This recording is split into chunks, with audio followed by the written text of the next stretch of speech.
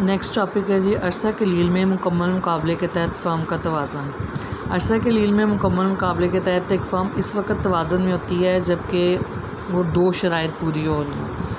पहली शर्त को कहा जाता है ज़रूरी शर्त और दूसरी शर्त को कहा जाता है तसल्ली बख्श शर्त। एक फ़र्म इस वक्त तवाज़न में होती है, अभी भी हमने देखा कि जब इसके मुनाफा ज़्यादा से ज़्यादा हो जाते हैं, कि जब फ़र्म तवाज़न में तब होती है जब इसके मुनाफाजात ज़्यादा से ज़्यादा हो जाएं, और मुनाफा इस सूरत में ज़्यादा से ज़्यादा हो जाता है जब कुल वसूली, किसी भी फ़र्म की कुल वसूली और कुल मसारिफ़ में फ़र्क ज़्यादा से ज़्यादा हो, यानी जब किसी भी फ़र्म के कुल वसूली यानी जितना भी उसको हासिल हुआ है उस पैदावार को बेचकर, और कुल मसारिफ़ यानी जितने भी उसके अखराजात हैं उनका दरमियानी फ़र्क ज़्यादा हो, यानी कुल वसूलियाँ ज़्यादा से ज़्यादा और कुल मसारिफ़ कम से कम हो, तो तब उनका दरमियानी फ़र्क मुनाफा कहलाता है। तब वो मुनाफा ज़्यादा से ज़्यादा होता है, और जब कोई फ़र्म ज़्यादा से ज़्यादा मुनाफा हासिल करने में कामयाब हो जाती है तब कहा जाता है कि फ़र्म तवाज़न में है।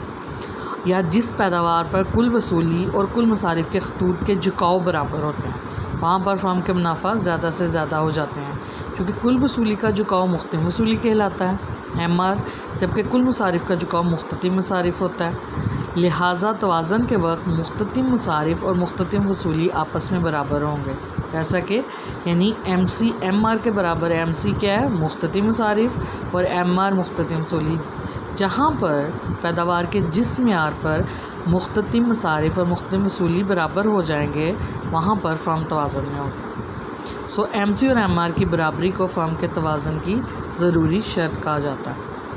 नंबर 2 है तसल्ली बख्श शर्त। तवाज़न के वक्त सिर्फ MC और MR का बराबर होना ही ज़रूरी नहीं होता, ये भी ज़रूरी है कि MC ख़त MR ख़त को नीचे से किता करे, क्योंकि MC ख़त U शेप का होता है, MR का ख़त जो है वो X एक्सिस के पैरेलल होता है।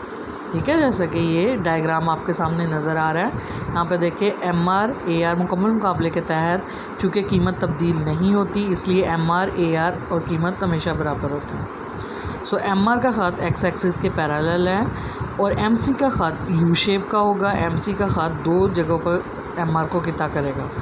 सो तसल्ली बख्श शर्त ये होगी कि MC ख़त MR को नीचे से किता करे, या तवाज़न के वक्त MC ख़त का झुकाव MR ख़त के झुकाव से ज़्यादा हो। इसे फ़र्म के तवाज़न की तसल्ली बख्श शर्त कहते हैं, यानी तवाज़न के बाद MC ख़त MR ख़त से ऊपर चला जाए, यानी slope of MC is greater than slope of MR, यानी MC का झुकाव MR के झुकाव से ज़्यादा हो जो उसके बाद तवाज़न के बाद। जैसा कि ये देखें डायग्राम है हमारे पास, यहाँ पर हमने X एक्सिस पर मिक़दार लेनी है, ठीक है, और Y एक्सिस पर MC और MR लिए हैं, ठीक है।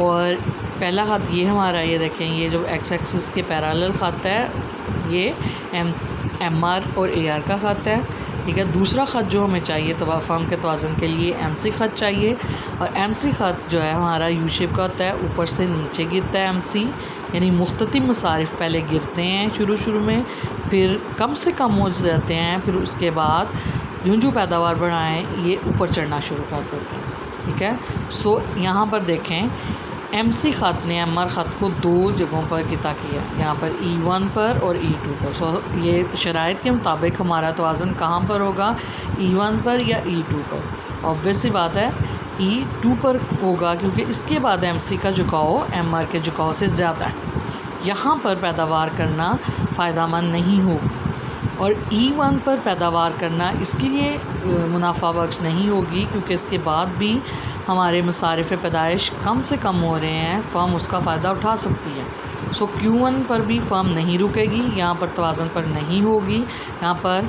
फ़र्म के तवाज़न की एक शर्त तो पूरी हो रही है लेकिन दूसरी शर्त पूरी नहीं हो रही। ज़रूरी शर्त तो पूरी हो रही है, MC MR के बराबर हैं, लेकिन तसल्ली बख्श शर्त पूरी नहीं हो रही। अब Q2 पर देखें पैदावार का वो मियार है जहाँ पर MC MR के बराबर है, यानी ज़रूरी शर्त पूरी हो रही है, और यहाँ पर तसल्ली बख्श शर्त भी पूरी हो रही है, यानी MC MR के बराबर भी है, और यहाँ पर MC का झुकाव MR के झुकाव के इसके बाद ज़्यादा हो जाना, और MC MR को चढ़ते हुए कट कर रहा है, और यहाँ पर फर्म को रुक जाना है। फर्म ने पैदावार Q2 करनी है तो उसके मुनाफाजात ज़्यादा से ज़्यादा होंगे। अगर फर्म पैदावार का ये म्यार रखती है Q3 तो तब उसके मसारिफ़ पैदाइश ज़्यादा हैं लेकिन उसको हासिल कम हो रहा है, तो यहाँ पर उसको नुकसान का सामना होगा। सो फर्म ऐसी पैदावार का इंतखाब करेगी जहाँ पर उसके मुनाफाजात ज़्यादा हों। फर्म ना Q1 पर रहेगी ना Q3 पर रहेगी, फर्म Q2 पर रहेगी जहाँ पर फर्म को तवाज़न होगा। वो तवाज़न क्यों होगा? क्योंकि वहाँ पर फर्म के तवाज़न की दोनों शराइत पूरी हो रही हैं।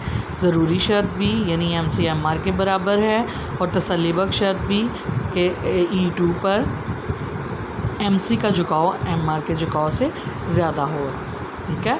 और MC MR को चढ़ते हुए कट करो, ठीक है। सो फर्म E2 पर तवाज़न पर होगी और Q2 फर्म की तवाज़नी पैदावार कहलाएगी।